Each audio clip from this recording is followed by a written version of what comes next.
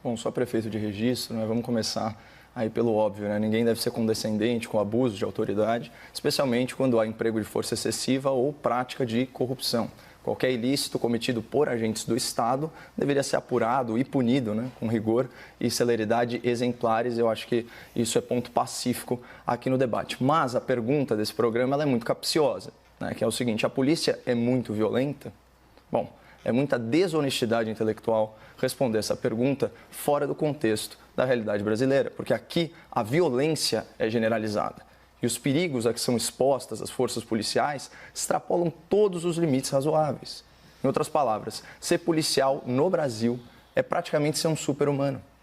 Quem você conhece que aceitaria subir um morro dominado por um poder paralelo que tiraniza e explora a população local? Quem que você conhece que se dispõe a encarar criminosos portando arma militar com pistola que chega a disparar sozinha? Quem você conhece que aceita deixar a família, deixar os filhos assustados em casa por 3 salários mínimos ao mês? Né? Em comparação com uma pessoa comum, como eu, como você, espectador, o policial brasileiro é submetido a um nível de estresse, de ansiedade, de tensão que são inimagináveis.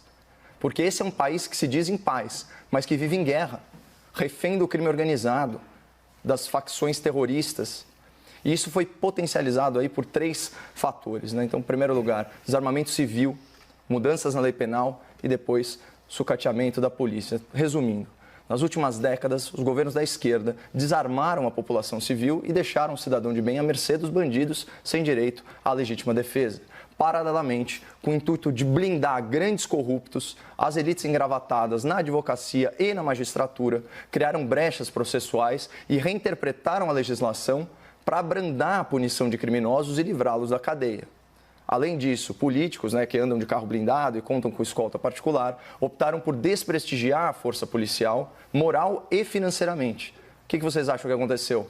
Segundo o mapa da violência, 51 mil homicídios em 2003, foi o primeiro ano do governo Lula. Em 2016, o último ano do governo Dilma, esse número superou 7 mortes por hora. Saltou para 61.600 mortes. São 10.500 assassinatos a mais por ano, segundo o Fórum Brasileiro de Segurança Pública. Isso é o Brasil com a esquerda no poder. Governos tolerantes com o crime, né? E são tolerantes porque eles próprios, muitos deles, já pegaram em armas ou já assaltaram cofres privados e públicos para financiarem as suas causas ou as suas casas, né? Também sítio, triplex e por aí vai. Bom, o número de homicídios agora, em 2009, então, primeiro ano do atual governo, despencou para 41.600 mortes. Então, é isso mesmo, 20 mil assassinatos a menos que no último ano do PT no poder. Então, o que mudou tão drasticamente? Prestígio presidencial aos soldados, o respaldo à corporação militar, o recorde na apreensão de produtos do tráfico, o uso da Força Nacional intervindo em estados e, sim, o aumento da letalidade policial em confrontos com o crime organizado. Alguém tem dúvida que isso fez reduzir a criminalidade violenta? Mas solucionar esse caos na segurança pública, gestado pela esquerda brasileira, não é um desafio para uma eleição, é um desafio para uma geração. Enquanto isso, né, o cotidiano de milhares e milhares e milhares de policiais é o mesmo. Eles continuam submetidos aí a condições desumanas de trabalho, correndo riscos incalculáveis e recebendo em troca um salário bem modesto. E bem injusto, para falar a verdade. Assim como é injusta a cobertura parcial que a imprensa militante faz do trabalho da polícia. A mídia enviesada trata a exceção pela regra, né? Como eu posso generalizar que a polícia é violenta se apenas uma ínfima minoria se comporta assim? Se eu vier aqui falar que o Congresso de ontem era comprado ou que o STF de hoje é um tribunal autoritário, na hora eu vou ser acusado de generalização, né?